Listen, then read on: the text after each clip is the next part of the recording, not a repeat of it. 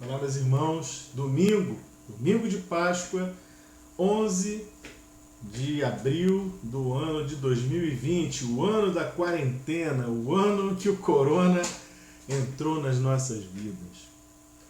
Ah, meus irmãos, se fosse um domingo normal, hoje, nós teríamos chegado à nossa igreja às 8 da manhã, iniciando a nossa reunião de oração.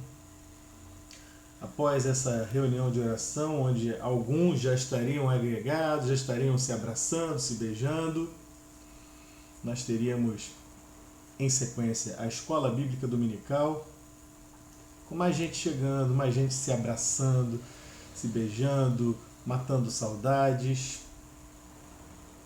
E depois, naquele intervalozinho entre a escola bíblica e o culto, muito mais gente chegando, o que, aliás, não é o ideal. Nós gostaríamos que os irmãos chegassem todos para a escola bíblica dominical. Mas estou tratando aqui da vida real, da vida como ela tem sido e da vida como espero que ela não venha a ser, porque nós estamos passando um período de saudade da igreja, de saudade de estar juntos uns com os outros. Tá aí, talvez seja um momento da gente pensar em como é bom a gente estar junto e como está fazendo falta. Que tal começarmos a frequentar todos nós a escola bíblica, no horário de estarmos juntos, valorizarmos esse tempo que talvez nem todos valorizassem até então? Fica para você e eu pensarmos. E naquele intervalinho entre a escola bíblica e o culto, muito mais gente se agregando, todo mundo conversando, o pessoal descendo, se encontrando no pátio, tomando cafezinho, batendo papo, conversando, colocando as conversas em dia.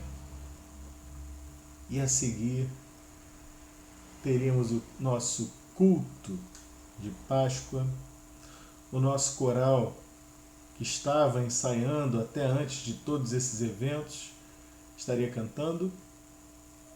Teremos um musical de Páscoa, muito bem regido, muito bem executado, sorrisos nos lábios dos irmãos, primos, filhos, familiares, amigos, vizinhos convidados a comparecer, a assistir esse musical, estariam sentados ali nos bancos da nossa igreja, nos visitando por ocasião da Páscoa, para ouvir da nossa Páscoa, que é Jesus Cristo. Nada disso está acontecendo hoje. Nada disso. Não é, mas isso não é motivo para nós ficarmos melancólicos, não? Não. Muito pelo contrário. Justamente por tudo isso, eu escolhi um texto aqui da Palavra de Deus que vai falar, primeiramente, claro, vai falar sobre o que aconteceu, os fatos que se deram no domingo da ressurreição de Cristo. Mas que também vão tirar você e eu dessa melancolia, dessa chatice que é ficarmos em casa, ficarmos esperando para saber quando é que a vida vai voltar ao normal. Lembramos aqui do vídeo de sexta-feira, da terrível sexta-feira em que o Senhor foi levado até Pilatos e que Pilatos não encontrou nele culpa. E Pilatos devolve aos judeus e diz: olha, vocês não querem soltar o rei dos judeus? Eles dizem: não, queremos Barrabás. Ele foi preterido, ele veio para os que eram seus, mas os seus não o receberam. Passamos pelo vídeo de sábado ontem e vimos que havia dois grupos preocupados com o Senhor, mesmo após a sua morte. Seus detratores, seus inimigos, tentando fazer com que ele ficasse ali no túmulo, e os seus discípulos resguardados, guardando o sábado, preocupados mais em um cerimonial de lançar perfumes e ervas aromáticas sobre o corpo morto, do que propriamente pensando na possibilidade da ressurreição. E chega o domingo.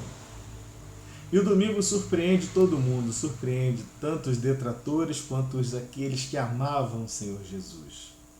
Eu estou no Evangelho de João, capítulo 20. Como sempre, estou lendo aqui na versão NVT, a nova versão transformadora.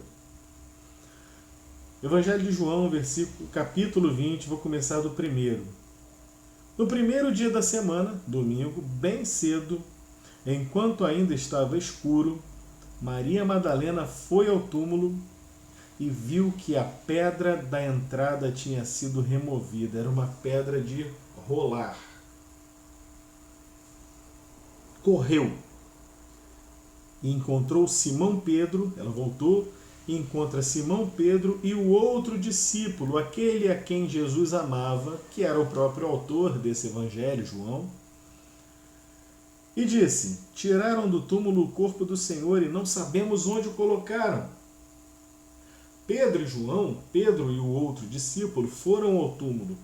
Os dois corriam, mas o outro discípulo foi mais rápido que Pedro. João chegou primeiro.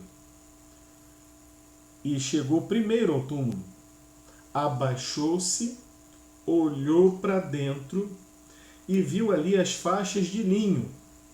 No capítulo anterior, deixa eu até voltar aqui um pedacinho. No capítulo 19, no versículo 39, vai falar aqui do enterro do Senhor Jesus. Estava com ele Nicodemos, o homem que tinha ido conversar com Jesus à noite. Nicodemos trouxe cerca de 35 litros de óleo perfumado, feito com mirra e aloés. Seguindo os costumes judaicos de sepultamento, envolveram o corpo de Jesus em lençóis compridos de linho, junto com essas especiarias. Então, ele foi coberto com linho.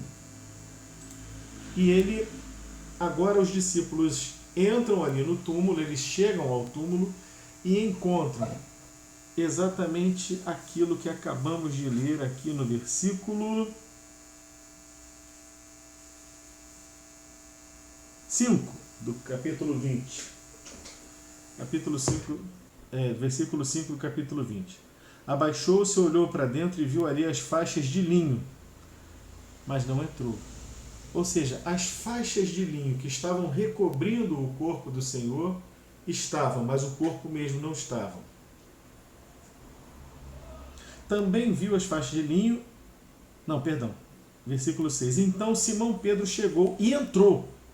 João ficou do lado de fora, olhou, viu as faixas de linho lá, viu os panos, mas não entrou.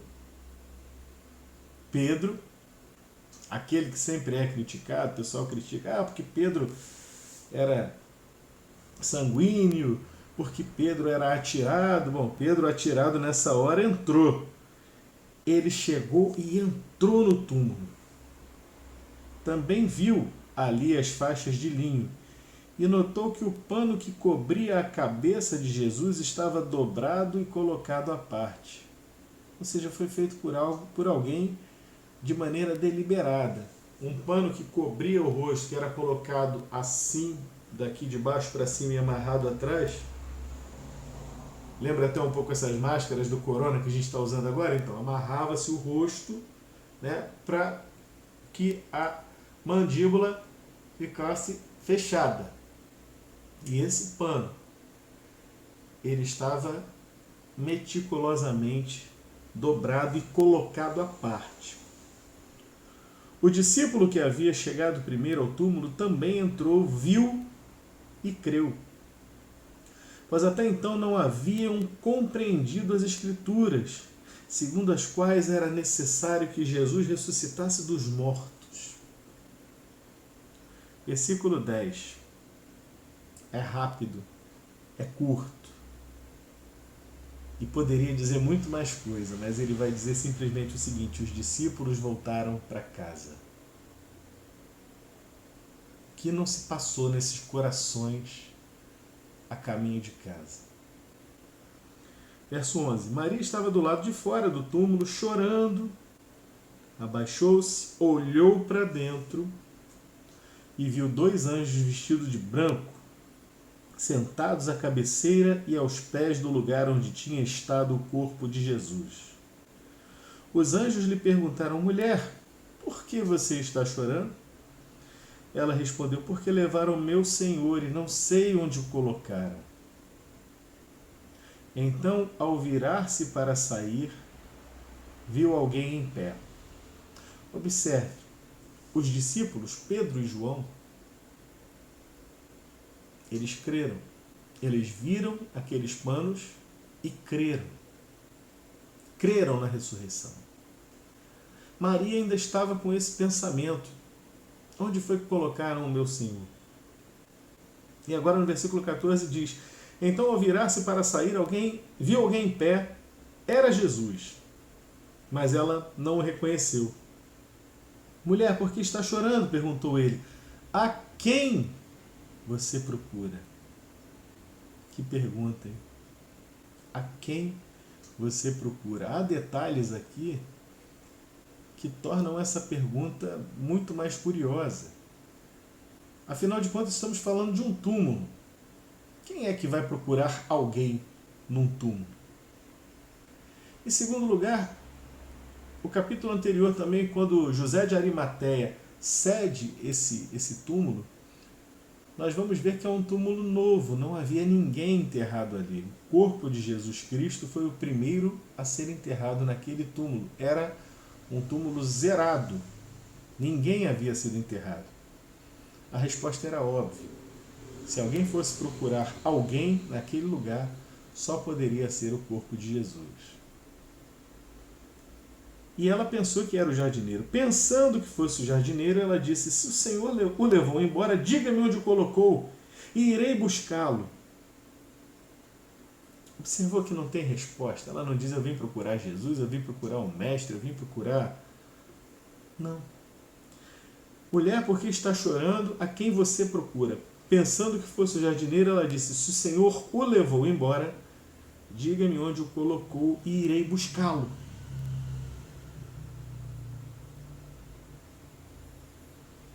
Tensão que não estava Maria nesse momento. Verso 16 diz assim na minha versão: Maria! Disse Jesus. Ela se voltou para ele e exclamou: Rabone, que em aramaico quer dizer mestre. Jesus lhe disse: não se agarre a mim, pois ainda não subi ao Pai. Mas vá procurar meus irmãos e diga-lhes: eu vou subir para meu Pai e Pai de vocês, para o meu Deus e Deus de vocês.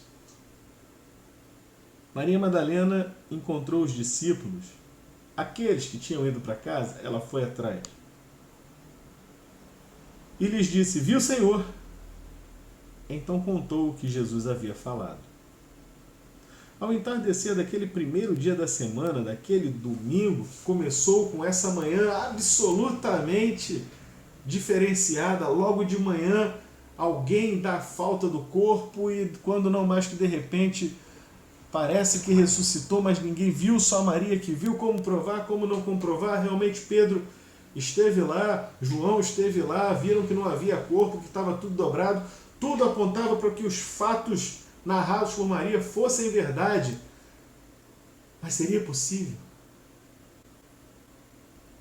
E assim foi, desde que o dia amanheceu até a parte da tarde.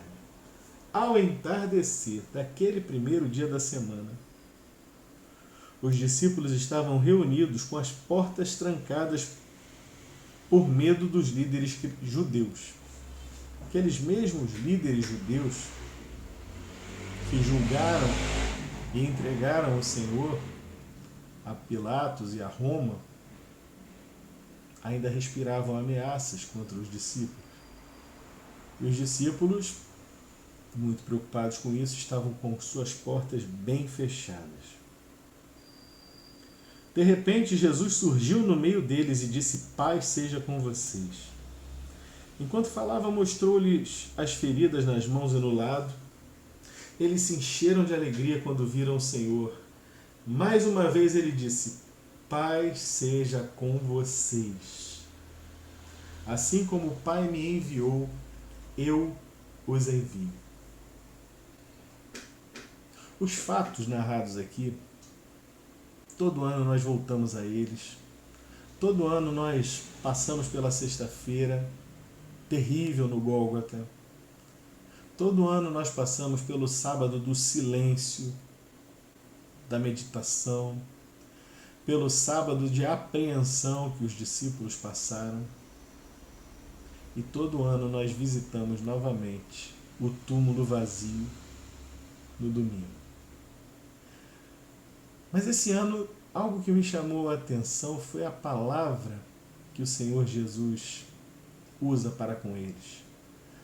Paz seja convosco. Ou aqui nessa versão, paz seja com vocês. Saudação hebraica, saudação judaica, que até hoje é muito usado, o famoso shalom, né? Shalom, paz seja com vocês. Irmãos, eu quero imaginar a alegria, o gozo transbordante no coração dos discípulos nesse momento.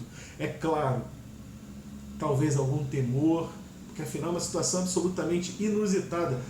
Mas o Senhor, eu quero crer que o Senhor não apareceu naquela manhã ainda, ele esperou a parte da tarde, para que a ficha começasse a cair. Para que eles deglutissem, para que eles trabalhassem um pouco as ideias em cima da possibilidade real da ressurreição. Afinal, ele mesmo havia falado que ele morreria. Ele mesmo, em algumas oportunidades, deu pistas e em outras oportunidades falou claramente que ele havia de morrer. E havia de morrer morte de cruz. Portanto, os discípulos não deveriam estar surpresos com essa morte. E eles criam que ele era o Filho de Deus, que ele era o Cordeiro de Deus que tira o pecado do mundo. E esse tempo entre a manhã e a tarde provavelmente deve ter sido um tempo de muita meditação, de muita conversa, de muito relembrar. Lembra quando o Senhor disse isso? Lembra quando o Senhor falou aquilo? Lembra quando o Senhor falou para os fariseus que o templo seria derrubado e em 3 dias ele seria reconstruído? Ele estava falando do templo do seu próprio corpo.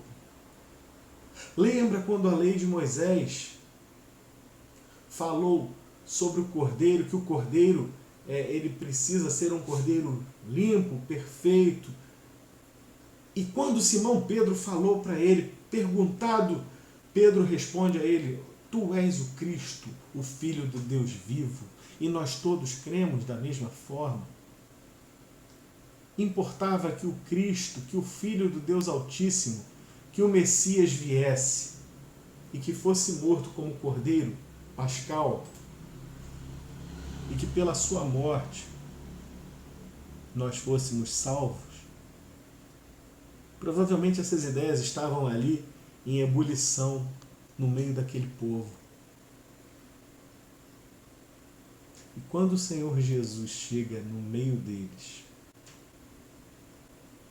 em meio a todo o transtorno, a confusão, a fuga, a negação de Pedro na sexta-feira, em meio ao silêncio amargo do sábado, talvez alguns não tenham dormido de sexta para sábado, em meio à amargura, em meio aos olhares para Maria, a mãe do Senhor, que andava com eles, e todo mundo pensando, talvez, coitada dessa mulher. E João, que recebeu do próprio Senhor a ordem para cuidar de sua mãe, talvez ainda preocupado. Pedro preocupado com a sua imagem diante do grupo. Poxa, eu neguei o Senhor. Todos ainda atônitos com a traição de Judas, talvez com bastante raiva. E aí vem a notícia de que Judas se enforcou. Toda essa confusão na sexta-feira, toda essa confusão no sábado. De repente, no domingo, a porta do túmulo havia rolado, de repente os panos que cobriam o corpo estavam lá dentro, mas o corpo não estava, e Maria insistia em dizer que ele estava vivo. Quando não mais que de repente entra o próprio. E a palavra que ele dá é paz. Paz seja convosco.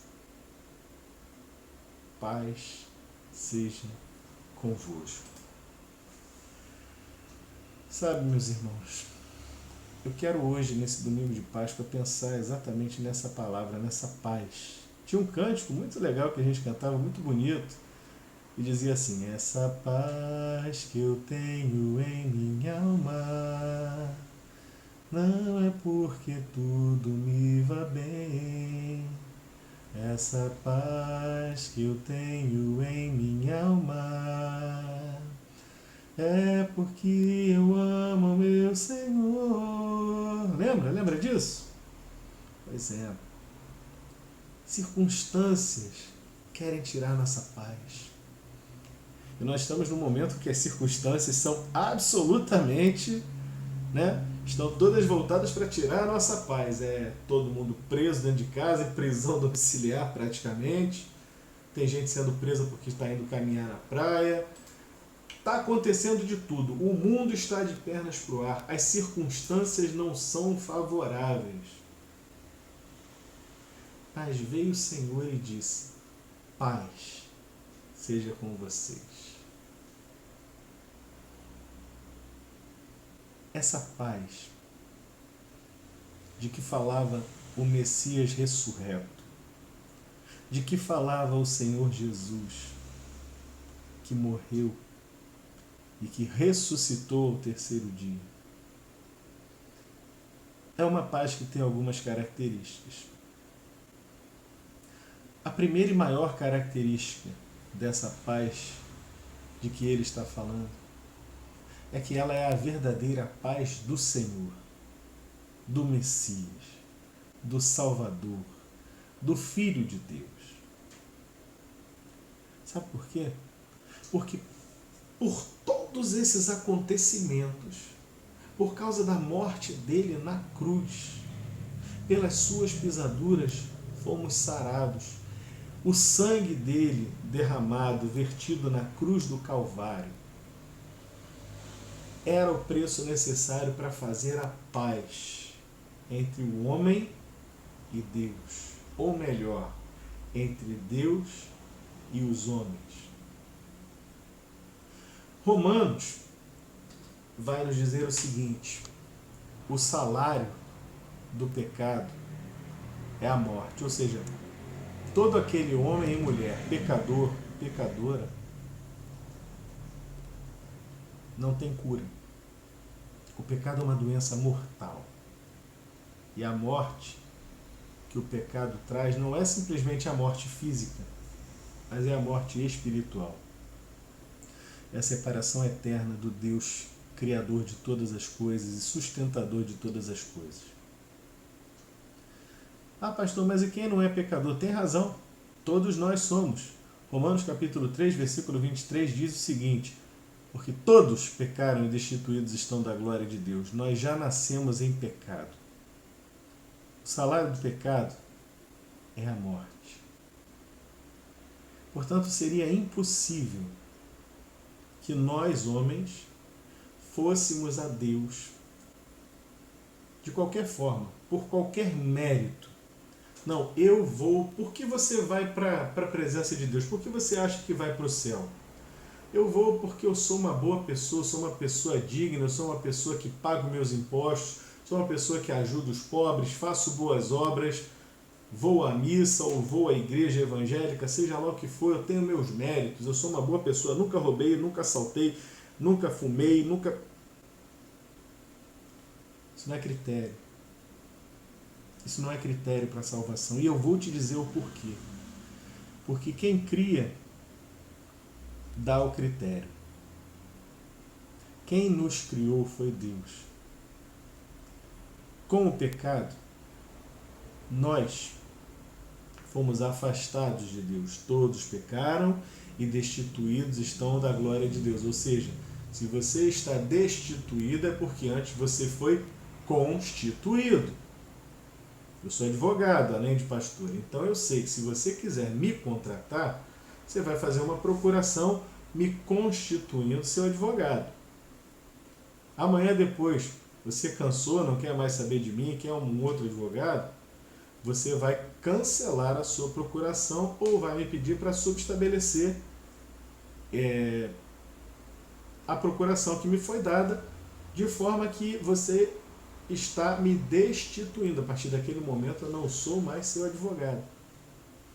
Nós fomos constituídos e feitos para a glória de Deus, mas o pecado nos afastou do Senhor. Todos estamos destituídos da glória de Deus, assim diz a Bíblia.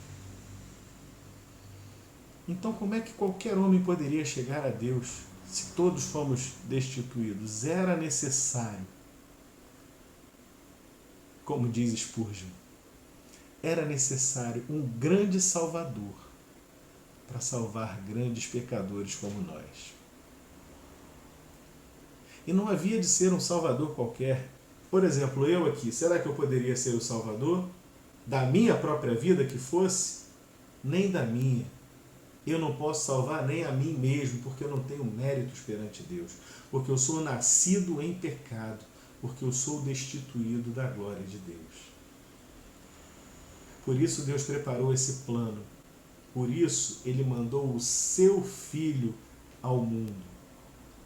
Por isso Maria engravidou do Espírito Santo de Deus.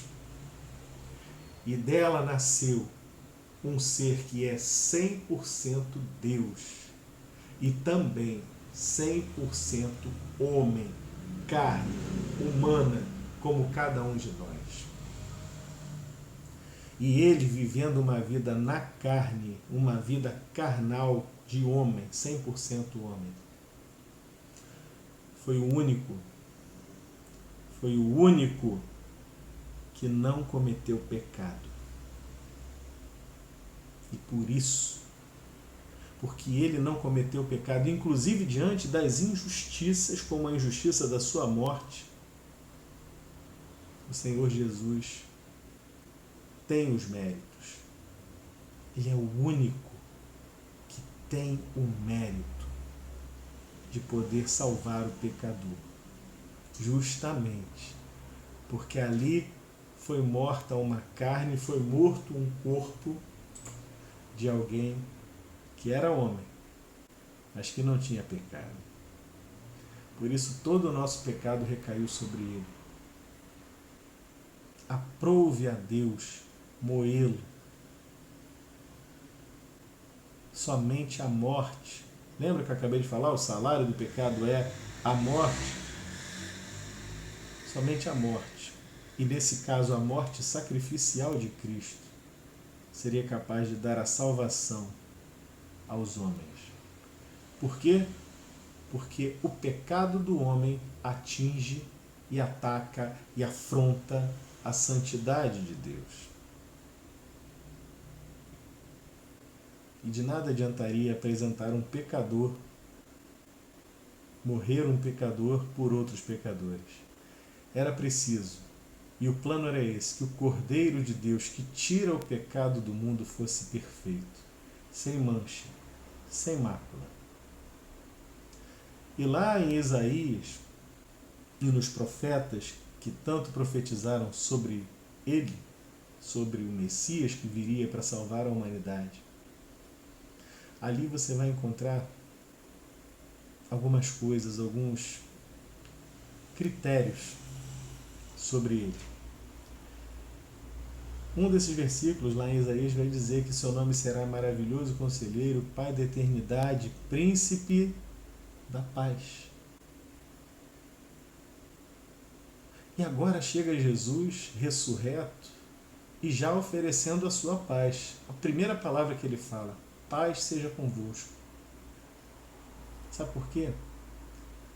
Contei toda essa história do sacrifício justamente para você entender de que paz está falando. Não é simplesmente a paz, igual a gente às vezes fala assim um para o outro, a paz do Senhor, paz do Senhor, paz do Senhor, aquela coisa assim do costume, não.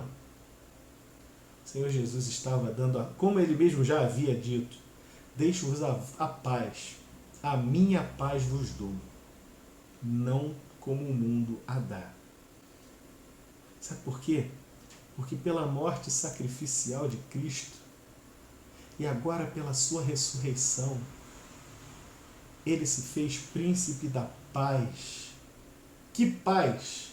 A paz que o mundo está precisando agora? Que as nações parem de brigar entre si? Não. A paz que só poderia ser feita pelo Messias, a paz entre nós e Deus. O Senhor Jesus cumpriu todas as exigências da lei. Cumpriu toda a exigência da justiça de Deus. Nele reside toda a justiça. E por causa do mérito dele, é que eu e você podemos, somente pelos méritos de Cristo, nós podemos chegar a Deus. Só Ele poderia fazer paz com Deus para nós. E Ele fez. Ele foi até o fim. E Deus o ressuscitou. E agora, Ele chega falando duas coisas aos seus discípulos. Ele repete 2 vezes, ele diz, paz seja convosco. Paz esteja com vocês.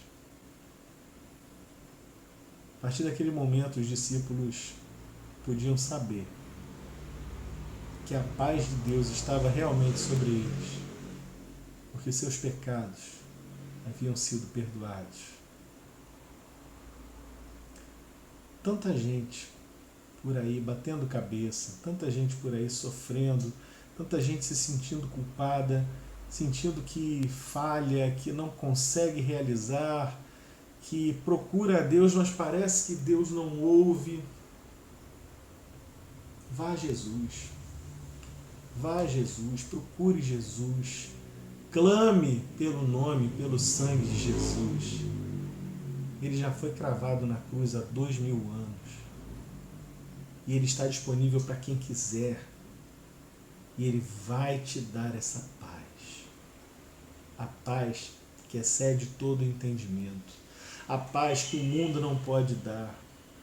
A paz que, aliás, só Jesus pode dar. Esse Jesus que disse, eu sou o caminho. Eu sou a verdade e eu sou a vida. Ninguém vem ao Pai, senão por mim. Por tudo isso que eu expliquei.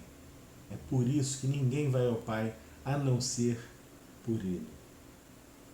E a segunda coisa que Ele vai dizer, além de deixar a sua paz, Ele não vai dizer, eu desejo que vocês tenham um dia de paz. Não, Ele está dando a paz dele, Ele pode, é dele.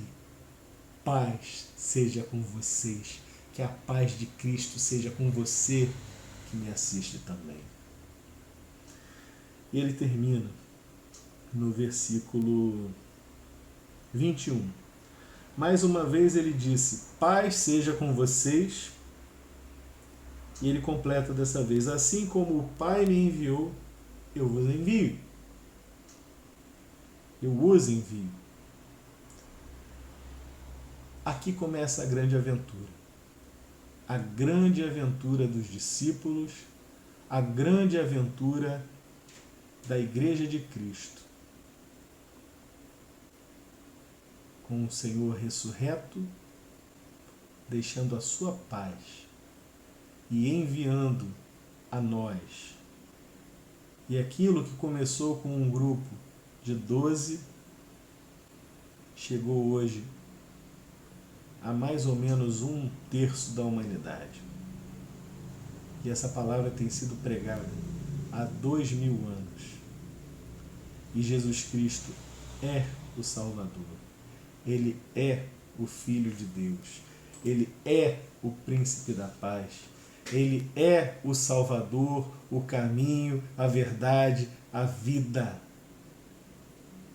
Que nesse domingo de Páscoa, você que está em casa, com certeza está em casa, Seja motivado por essas palavras, seja motivado por lembrar dessas coisas.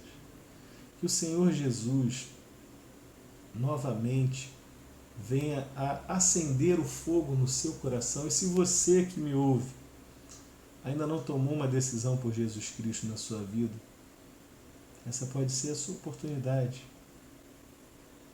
Faça uma breve oração. Jesus está aqui agora. O Senhor Jesus, Ele ouve a oração, um coração contrito. Deus ouve, Deus está preparado a ouvir a oração. Fale com o Senhor. Senhor Jesus, eu creio nessa palavra, eu creio que Tu és o Filho de Deus. Por favor, entra no meu coração, muda a minha vida. Eu reconheço que sou um pecador, mas eu quero Jesus na minha vida. Eu quero receber a Tua paz na minha vida. Que Deus abençoe a todos vocês, a todos nós. Vamos continuar orando por essas situações que nos cercam, mas sem esquecer jamais que a paz que excede todo o entendimento habita no nosso coração por causa do sangue derramado no Calvário, na Páscoa. Uma boa Páscoa para você, uma boa Páscoa para todos, em nome do Senhor Jesus. Amém.